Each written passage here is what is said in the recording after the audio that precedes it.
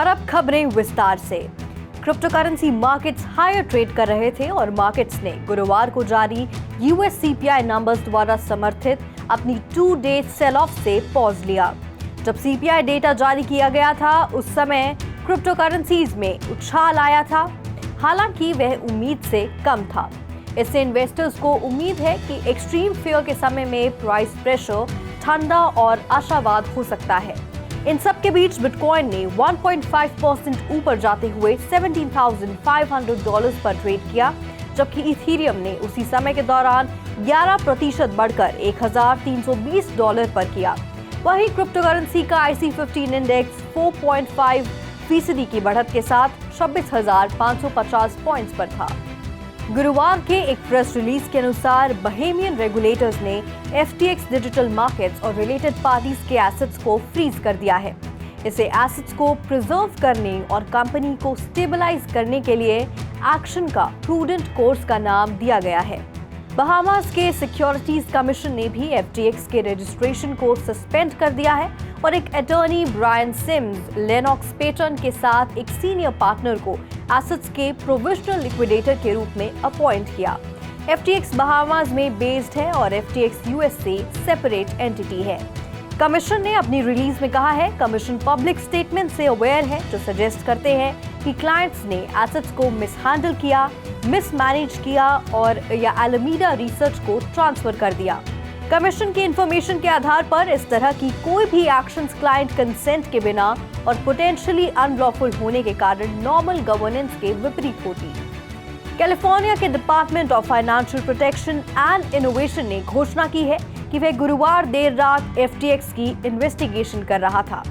Regulator ने एक press release में और ज्यादा डिटेल नहीं दी, बल्कि सिर्फ ये कहा कि ये क्रिप्टो एसेट प्लेटफॉर्म FTX की अपैरेंट फेलियर की जांच कर रहे थे। हालांकि एक स्पोक्स पर्सन ने आगे टिप्पणी करने से इनकार कर दिया। US department of justice and securities and exchange commission जैसी फेडरल एंटिटीज भी इसके कोलैप्स के बाद FTX की जांच कर रही हैं। एक्सचेंज के बारे में जानकारी के लिए बाइनेंस जैसी कंपनियों तक पहुंच रही है। Crypto exchange FTX US Sam Bankman-fried के क्रिप्टो ट्रेडिंग एम्पायर की यूएस विंग ने अपने यूजर्स को अपनी पोजीशन क्लोज करने की चेतावनी दी है, क्योंकि ये आने वाले दिनों में ट्रेडिंग को रोक सकता है। एक बैनर ने अपनी वेबसाइट पर कहा, कुछ दिनों में FTX यूएस पर ट्रेडिंग रोकी जा सकती है।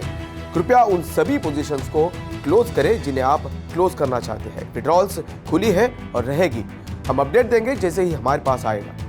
बैंकमैन-फ्राइड ने ट्विटर थ्रेड में कहा कि FTX यूएस 100% लिक्विड था। इसके कुछ ही घंटों बाद घोषणा हुई वैश्विक crypto trading company FTX international के विपरीत, जो वर्तमान में $10 बिलियन के होल्ड को भरने के लिए फंड की मांग कर रही है। उसी थ्रेड में बैंकमैन-फ्राइड ने घोषणा की है कि एलामीडा रिसर्च, एक अन्य संबंधित एंटिटी, बंद हो जाएगी।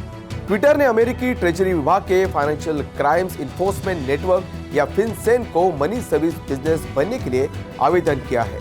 4 नवंबर 2022 को ट्विटर पेमेंट्स LLC ने मनी ट्रांसमीटर के रूप में अपना एप्लीकेशन रजिस्टर किया और दायर किया। ऐसे में एप्लीकेशन के अनुसार ट्विटर यूनाइटेड स्टेट्स और उसके कई इंटरनेशनल टेरिटरीज में मनी सर्विस प्रोवाइड करने का इरादा रखता है।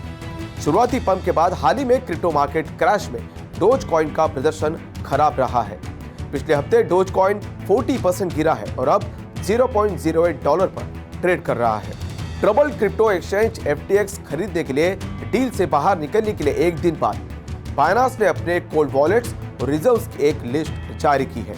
क्रिप्टो एक्सचेंज में 475,000 bitcoin, 4.8 million ether, 17.6 billion USDT, 601 million USDC यानी $607 मिलियन, साथ ही लगभग 21.7 बिलियन BUSD और 58 मिलियन BNB टोकन्स होने का दावा किया है।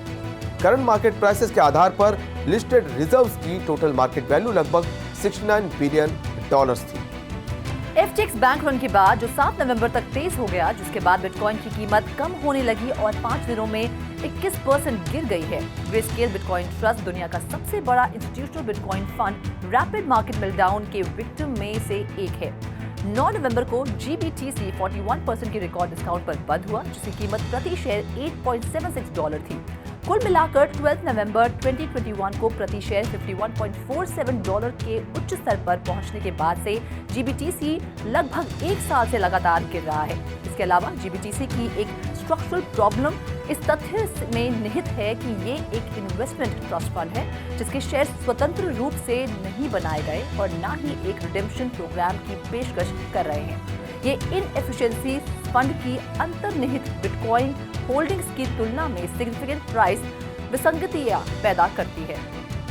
क्रिप्टो एक्सचेंज कॉइनबेस ग्लोबल ने सिर्फ 60 से ज्यादा लोगों को नौकरी से निकाल दिया है क्योंकि कंपनी इंडस्ट्री के लिए चल रही मंदी के बीच अपने हेडकाउंट को री-इवैल्यूएट करना चाहती है।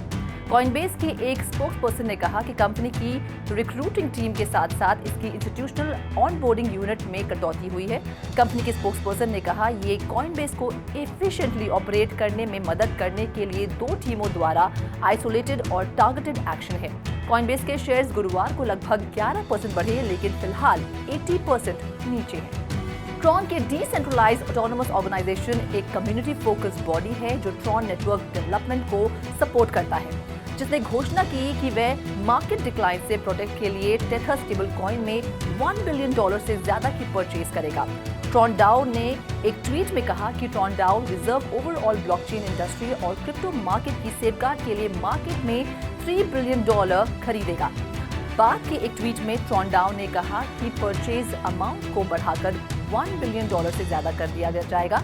ट्रॉन डाओ ने समझाया आप USDT.io पर बैलेंस में बदलाव देख सकते हैं और सभी रिजर्व CEX में होंगे। सिंगापुर बेस्ड क्रिप्टो लेंडर हॉडलनॉट द्वारा FTX में $18 मिलियन होने की बात से पर्दा उठाने के बाद वे रिकवरी के रास्ते पर था। हालांकि विड्रॉल्स हॉल्ट होने की खबर ने उसे बड़ा झटका दिया है। हॉडलनॉट के इंटरिम जुडिशियल मैनेजर्स द्वारा 28 अक्टूबर को पब्लिश एक रिपोर्ट के अनुसार हॉडलनॉट ने अपनी 95% से ज्यादा एसेट को सेंट्रलाइज्ड FTX के customers currently Alameda Research FTX की सिस्टर कंपनी की वल्नरेबल फाइनेंशियल सिचुएशन को एक्सपोज करने वाली कॉइनडेस्क रिपोर्ट के कारण लिक्विडिटी क्राइसिस की वजह से एक्सचेंज से फंड्स विड्रॉ में असमर्थ है। हालांकि ये मुमकिन है कि ऑपरेशंस रुकने से पहले हॉडलनॉट के मैनेजर्स ने फंड्स को FTX से अलग कर दिया होगा। FTX से जुड़ी इस खबरों के स्पेशल बुलेटिन में फिलहाल इतना ही। आप देखते रहिए 3.0 TV।